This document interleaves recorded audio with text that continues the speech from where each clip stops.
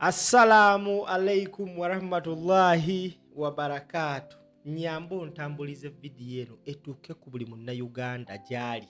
Buli munna nkyuka alina okulaba ku video eno. David Lewis Lubongoya kye yakoze Mathias Mpuuga. Only God knows. Era Mpuuga taliddamu wadde n'akamu n'akettondo okwerijjira ku National Unity Platform ku kye baamukoze ejjo ku program ya Frontline. Program ene kutusibwako Momon Construction Company bakakensa bakafulu mu kuzimba n'okuteekateeka ennyumba. Bakubire ku namba ezo wansi ate mbere nga mukwatagana. Njagala owulirize submission eya Mpuuga, owulirize ne ya Lubongoya. Njagala tutandike okuzitematema n'okuziweyinga. Tusimbudde tutandise ne Mpuuga. Tambuza video. Mr. Lubongoya knows the level of fraud in which he is seated personally, and I'm not about that kind of altercation. He knows himself. He knows so well. He knows how much both as an individual, the president of the party, as a party and as peace advocates, what they have been doing, public funds. He knows the kind of fraud and extortion of NUP members that he has been involved in personally. Actually, if I were police, I would open an open fire to investigate that party. But we are here to discuss progression, and I hesitate to discuss the past of Mr. Lubongoya. We are here to discuss progression. I hesitate to discuss Mr. Lubongoya. Agamba aliwo ku discussing progression, taliwo ku discussing Lubongoya. Naye amaze 1 minute of his submission ng'ayogera ku Lubongoya. Mujjukire ebigambo byansereko byayogera. Weyalinga akkonjera Mpuuga. Tugende maaso. Njagala olabe Mpuuga wameza akasajja ku Lubongoya. Because he knows so well that things that would rather let the public eventually judge him upon. And for him to engage with me personally, I don't know why he didn't come here. I saw him around here. Why did he come and sit here? Did you choose to sit away in a curtain and start speaking from a curtain? He was around here. Why did you come here to the panel? So I rather that we focus on serious matters of the party. You are very curious about the. And we believe that being a young party, for us front a candidate must apologize to the nation. That please forgive us, we have a candidate in Masaka City. Please forgive us, we are going to Aru County. But you know for a fact that we founded NUP, we nominated over 300 candidates in a period of 3 months. Was that a crisis? Was that a miracle? I've been around for a while, and I have a fair understanding of what it takes to build an organization. Before I let off Honorable Lubongoya. Leave Lubongoya alone. He has nothing to say. He knows. He has something to say. We invite him. He should have come here to say it from here. And Bagambe Mpuuga, yes, you've made your submission. Kati katuyite ku Bwana Lubongoya naye asobola okuba nga ayogera ku because mu submission ya Mpuuga he has been accusing Lubongoya. Of course, wobera ku debate olina ku accusing, you need to be given time okola rebuttal kwebyo baku accusing zeko. Omukulu agambye leave Lubongoya alone ng'alinganga ali ku TV ya kitaawe oba TV eyiye. Sikiwanti oba Mpuuga ne Lubongoya basobola okukyazibwa ku TV nga CBS, ku radio nga CBS, because Mpuuga alabika alina shares mu CBS. Yenna yawadde Mpuuga amagezi ogenda ku show eriko Lubongoya. Mwenna abengana za Mpuuga oyo omuntu mutuge afe. Kubanga yalabisizza musajja wammwe. Kati njagala owulire submission ya David Lewis Lubongoya. First and foremost, omukulu abadde ayogera njino njagala okiteekeko nnyo amaaso ng'akasajjako kanootinga wansi nga kawuliza bwe kanootinga wansi. Kati njagala olabe Mpuuga kyakoze nga Lubongoya awa submission ye. Tambuza video eno etuuke ku buli munnayuganda. Kati wuliriza David Lewis Lubongoya kyakoze Mpuuga. What has been said here. First of all, I did not want to, mention the Honorable Mpuuga here. because as far as we are concerned, he's in the past.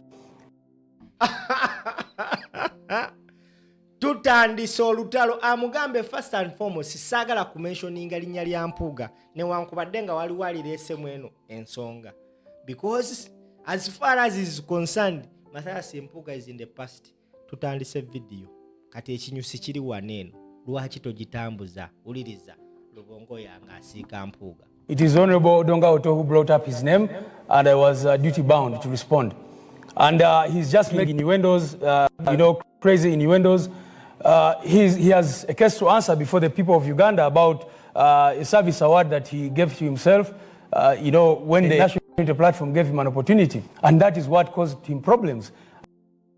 Omusajja omu yagamba ebbala Mathias Mpuuga lyeteekako ery'okubba ebitaano ne bw'alikola atya terigenda muvaako, ne bw'alikola atya terigenda muvaako.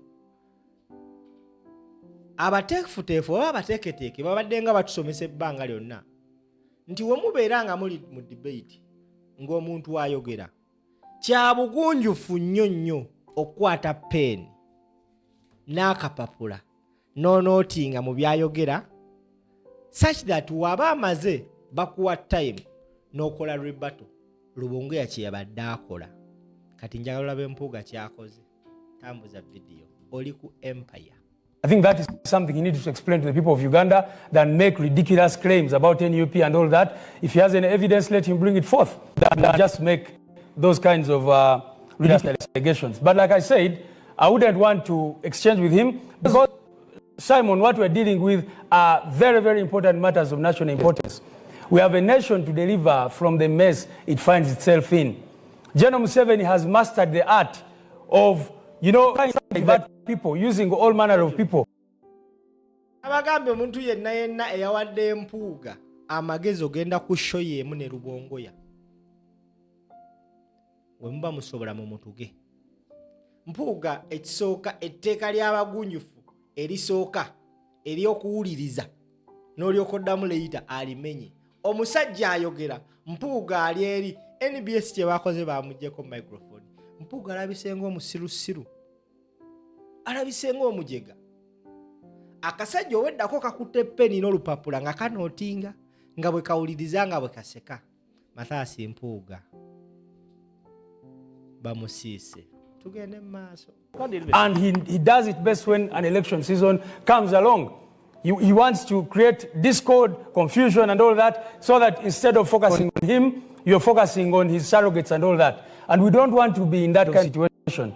What I can say is the National Unity Platform is on course. The National Unity Platform is striving to change this country, and it will change this country. All we are asking the people of Uganda to trust us, and you can see it across the country. The pulse of the people can be felt everywhere, that the people of Uganda are saying that the National Unity Platform is the solution, is... All right. Show yeggulu yabaddeko nkiddamu abantu 7. Naye the 5 people on the show were against David Lewis Lubongoya.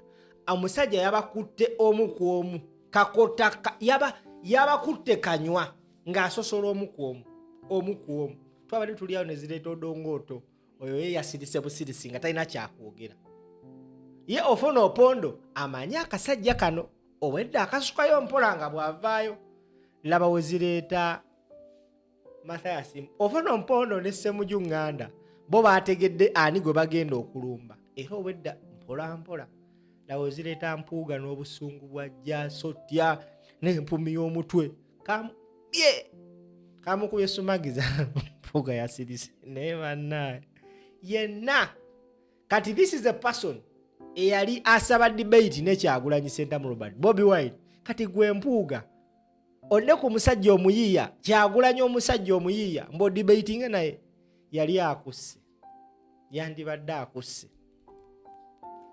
Tutandise okulaba kati ebintu bitandise okwanfoldinga. Abantu be twayita abagezi tutandise okizula mu butuufu si bagezi, just baali batusiba akakokolo ku maaso naye nga they are dumb, stupid and silly. Ekibiina kya National Unity Platform nabagamba kiyina chemical ekisobola okuyiwako abadde yeefula nti wa red ne tutegeera nga mu butuufu toli wa red oli wa yellow. Ye Mpuuga awedde. Ndowooza debate ababadde bagisaba wakati wa Mpuuga ne Bobi Wine tugikomye ku Lubongoya unless nga amagala musajja wamwe afiire mu gundi. Tambuza video. One more time. Video ene kutusibwako bannaffe aba Momon Construction Company bakakensa mu kuzimba amayumba. Weewale ba engineer abagenda okubba emitayimbwa, abagenda okubba omusenyu, abagenda okubba seminti, akasente kakwate okakwase Momon Construction Company ate otuule olinde kisumuluzo kya nyumba. Bakubire ku simu yaabwe eri awo wansi eya MTN ya Airtel ate mubenga mukwatagana. Tambuza video eno bannaye gitambuze taginga buli omu gwe kikwatako.